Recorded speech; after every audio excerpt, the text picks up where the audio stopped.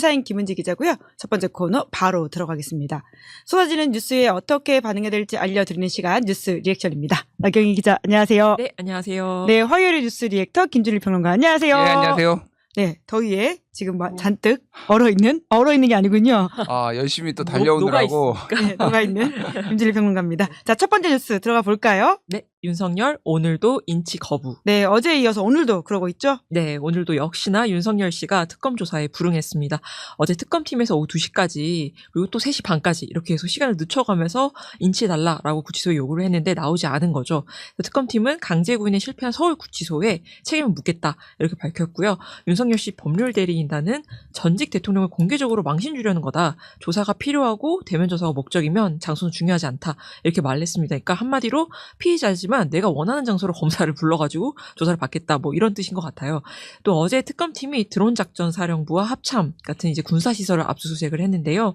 이게 윤석열 씨가 일부러 북한을 도발하기 위해서 북한에 무인기를 보내라 이런 지시를 내렸다는 의혹을 수사하기 위해서입니다. 그래서 이 압수수색 영장에 적힌 죄명이 원래는 외환유치죄가 아닐까라고 생각했는데 일반 이적죄랑 직권남용 권리행사 방해 혐의 이렇게 되어 있는데 이게 왜 그러냐면 외환유치죄는 외국과의 공모를 해야 성립을 합니다. 그런데 이제 일반 이적죄는 공모 여부랑 상관이 없고요. 그냥 우리 군사상 이익을 해치거나 적국에 이익을 제공하면 그게 이제 걸리는 죄입니다. 그래서 윤석열 씨와 김용현 전 국방부 장관 그리고 김용대 드론 작전 사령관 이름이 이제 피의자로 적시가 되었고요.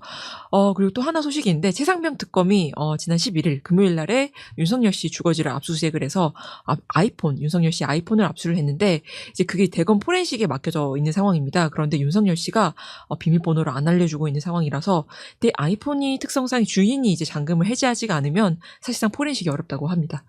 네. 지금 댓글창에 김영하 기자는 김민하 평론가랑 닮은 느낌이었는데 나경희 기자는 김준일 평론가랑 닮은 느낌이다. 그래요?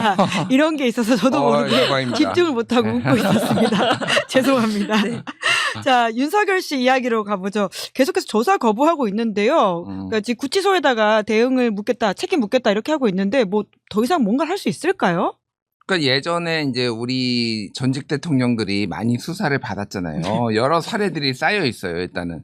그래서 박근혜 전 대통령 박근혜 같은 경우에는 본인이 나오기 싫다고 해가지고 특검이었나 검찰이 제가 헷갈리는데 어쨌든 가가지고 직접 방문 조사를 한 경우가 있고 특검이었던 걸로 기억합니다. 예, 이명박은 아마 서울중앙지검이었던 걸로 기억하는데 그때 방문 조사도 거부했어요. 그래서 조사를 안 받고 기소가 됐습니다. 그런 이제 사례가 있어요. 그래서 반드시 조사를 꼭 해야 되는 건 아니다.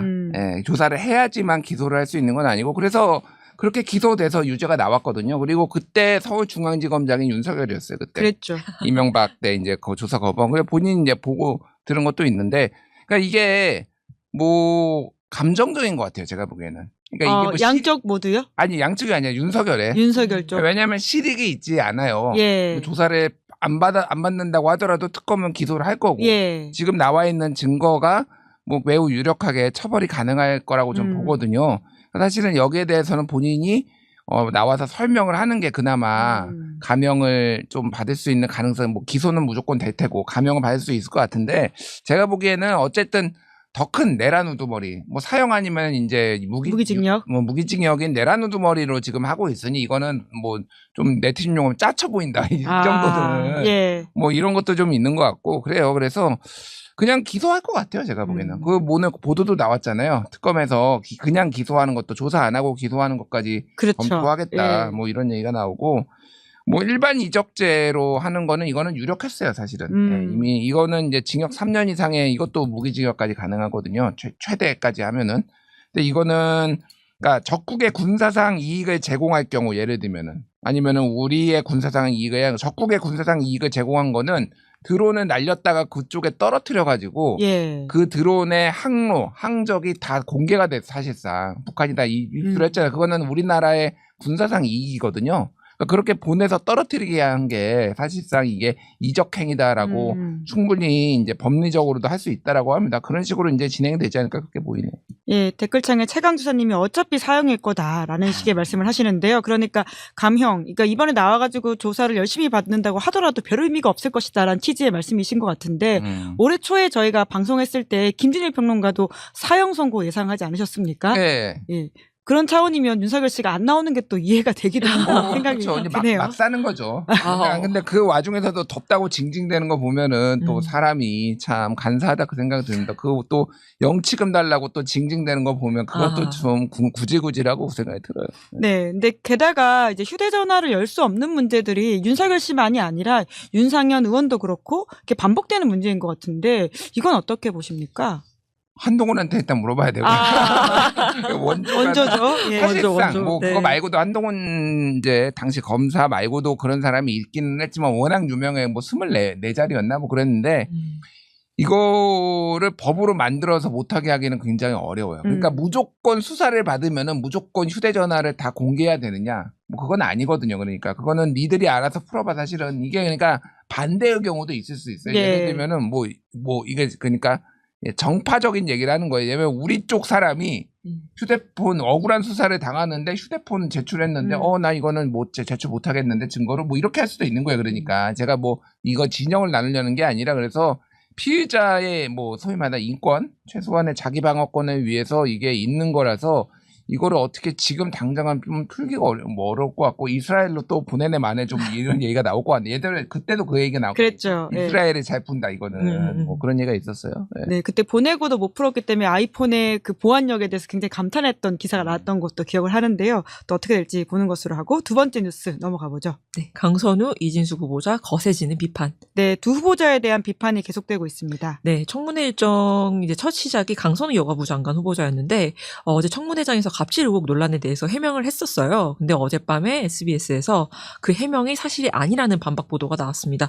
이제 강 후보자가 어제 먹다 남은 음식을 아침으로 먹으려고 차에 가져가는데 깜빡하고 안 가지고 내렸다라고 했는데 이게 사실이 아닌 게 강 후보자와 보좌진이 나눈 텔레그램 메시지를 보면 강 후보자가 자신의 집으로 이제 보좌진을 부르면서 현관 앞에 박스를 내놨으니까 지역구 사무실 건물로 가져가서 버려라라고 지시를 하는 내용이 나옵니다. 그리고 또 내일 청문회가 예정이 돼 있죠. 이진수 교육부 장관에 대한 의혹도 정말 만만치 않은데요. 김건희 씨의 일명 유지, YUJI 이 논문 검증을 주도했던 범학계 국민검증단이라는 곳이 있습니다. 이제 전국 교수단체 및 학술단체 14곳이 모여서 이제 구성한 단체인데 여기서 어제 기자회견을 열어가지고 이 이진수 후보자가 자진 사퇴해야 된다라고 주장을 했습니다. 이제 검증단에서 제기한 의혹도 참 여러 가지인데요. 일단 제자의 학위 논문인 거를 밝히지 않고 자신이 제1저자로 학술지에 발표한 경우도 있고요. 제자의 학위 논문인 걸 또 밝히지 않고 교신 저자로 또 발표한 경우도 있었습니다. 그리고 제1저자로 참여한 학술지 논문이 제자의 학위 논문보다 먼저 게재된 경우도 있었고 제1저자로 참여하고 중복으로 또 게재한 경우도 있었습니다. 그러니까 이 의혹이 정말 사실이라면 이제 무엇보다 다른 누구도 아닌 자신의 제자 논문을 이렇게 좀 쏙쏙 가로챘다는 게 정말 충격적인 것 같습니다. 네, 두 사람 관련해서는 어떻게 평가하십니까? 강선우 후보자는 여론이 안 좋아요. 오늘 그 보좌진 언론 보도 나온 거 보니까 보좌진들 전현직 국회의원 국회 보좌진 단톡방에서 투표가 이뤄졌는데 92.7%가 낙마해야 된다.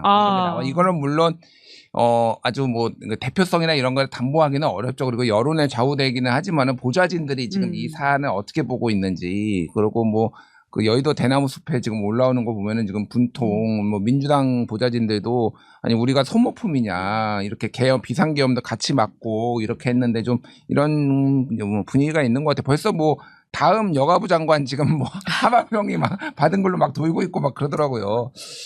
그래서 이제 민주당의 고민이 좀 있을 것 같아요. 그러니까 저는 뭐 어쨌든 이거를 제 나름의 정파성 탐지기가 있거든요. 제가 뭐냐면은 이거를 다른 정파나 다른 정당에 이제 대입을 해보는 거예요. 예를 들면은 나경원 의원이 자기 먹다 남은 거 이렇게 해가지고 보좌진한테 이렇게 하라고 하면은 가만히 있었겠냐. 아주 상식적인 얘기예요. 그러니까 이게 뭐 우리 편이고 저쪽 편이고 뭐 그런 문제는 아닌 것 같고 그게 이제 장관직을 수행하지 못할 정도냐는 또 다른 문제지만은 뭐 욕 먹어야죠. 저 정도면 저 정도면 욕 먹는 게 맞는 것 같고 민주당의 고민이 그러니까 지금 이게 왜냐하면은.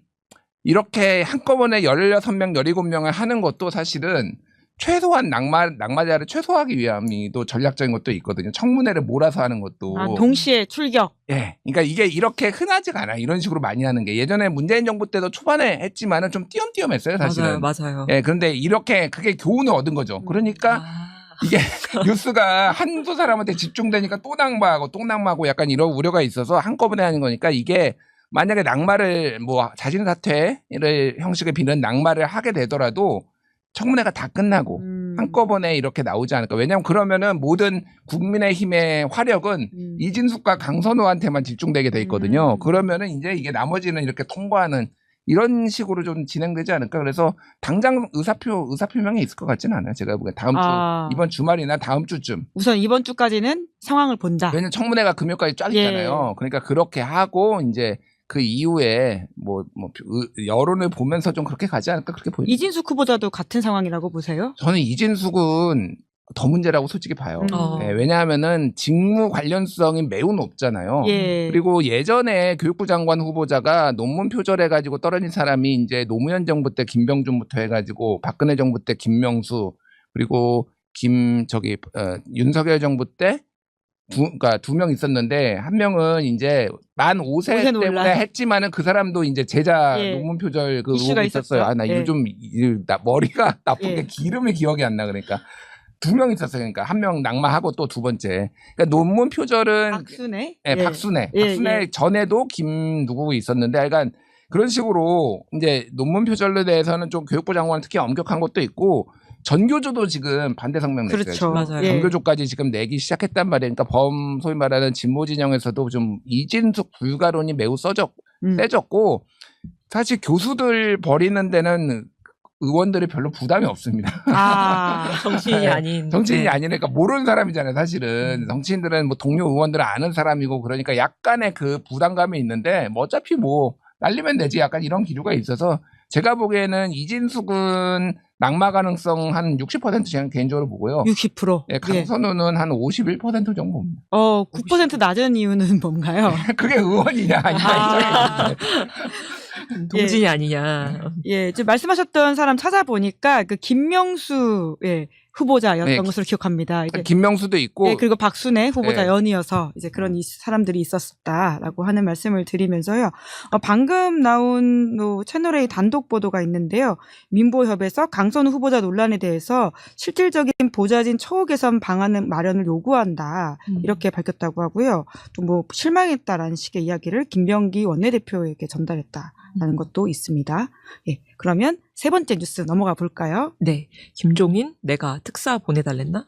네, 지금 특사 관련해서 여러 가지 이야기가 나오고 있죠. 네, 이재명 정부가 엊그제 EU, 유럽연합이죠. EU, 프랑스, 인도, 영국 이렇게 4곳의 특사단 명단을 발표를 했는데요. EU 특사단장에 대선 때 상임총괄선대위원장을 맡았던 윤여준 전 환경부 장관을 임명을 했고 인도 특사단장에도 마찬가지로 총괄 선대위원장을 맡았던 김부겸 전 국무총리를 임명을 했습니다. 영국 특사단장에는 공동선대위원장이었죠. 추미애 민주당 의원을 임명을 했고 프랑스 특사단장에는 강금실 전 법무부 장관을 임명을 했었습니다. 아직 발표는 안 났는데 독일 특사에 아마 이석연 전 법제처장 그리고 폴란드 특사에 박지원 민주당 의원도 공동선대위원장이었습니다. 그런데 여기서 뜻밖의 인물이 등장을 합니다. 김종인 전 국민의힘 비상대책위원장이 미국 특사단에 포함이 됐다. 이런 소식이 들려온 건데요. 그러니까 이제 여당 내부에서는 아니 김종인 특사가 웬 말이냐 이런 반발이 나오고 있습니다. 민주당의 한 최고위원이 이재명 대통령에게 이제 김 전 위원장은 부적절하다 이런 내용의 문자 메시지를 보내는 그 화면이 언론 카메라에 포착되기도 했었고요. 논란이 계속 이어지니까 김종인 전 위원장이 어제 조선일보와 통화를 해서 이렇게 말합니다. 민주당에서 쓸데없는 소리를 하는 것 같다. 가고 싶어서 가는 것도 아니고 내가 보내달라 한 적도 없다. 가달라고 해서 알았다라고 한 것뿐이다. 그리고 계속 이제 김종인 배제설이 나오니까 강유정 대통령실 대변인도 브리핑에서 아니 이거는 결혼도 안 했는데 이혼을 묻는 거랑 같다. 아직 확정된 명단은 없다. 이렇게 말을 했습니다. 제가 아까 김명수 후보, 박순애 후보라고 이야기했는데요. 김명수 후보는 박근혜 정부 때 교육부 장관 후보였고요. 김인철. 이제 방금 생각났어. 큰일이다. 바로 진짜. 잡습니다. 자, 지금 김종인 논란에 대해서는 어떻게 보십니까? 근데 뭐가 됐든 이게 좋은 시그널은 아니에요. 그러니까 무슨 얘기냐면은 뭐 찬성할 수도 있고 반대할 수도 있고요. 의견을 낼 수도 있습니다. 이거는 지금 이현주 의원이 지금 뭐 이렇게 문자 보낸 텔레그램 보낸 게 했는데 또 그 언론사가 삭제했어요, 기사를. 예. 그래서 뉴시스 보도죠. 네, 뉴시스가. 그래서 이현주 의원도 이제 민감하다라는 거를 본인이 알게 된 거죠. 뭐 이게 여러모로 그런데 이게 그러니까 어떤 느낌이냐면은 예전에 윤석열 정부 때 민주평통 수석 부의장, 의장은 이제 무조건 당연직으로 대통령이에요. 수석 부의장으로 김무성 전 대표가 내정됐다라는 얘기가 있어요. 이게 아마 8월 16일인가 뭐 이랬을 거야 아마. 그런데 얼마 안 있어서 김무성은 안 된다라고 친윤들이 대거 이제 막 하면서 김무성이 그러니까 나중에 김무성 대표가 내가 고사했다. 이런 식으로 하면서 이게 일단락이 됐어요. 근데 이게 일종의 이제 여권의 분열상을 나타내는 그런 거였거든요. 그러니까 누가 안 된다, 누가 된다 이런 식으로 비토를 놓기 시작하면은 사실 남아날 사람은 한 명도 없습니다. 그러니까 모르겠어요. 그러니까 김종인 전 비대위원장이 전 위원장이 얼마나 뭐 이게 적격인지 아닌지 모르겠으나 대통령이 이렇게 만약에 이게 대통령의 의중이 맞다라면은 일단은 어느 정도 존중을 해주는 게 맞지 않나 당이? 이거를 너무 공개적으로 이게 뭐 어마어마한 자리도 아니잖아요. 다시 특사라는 게 지금 뭐 특사들 다 지명하고 있잖아요.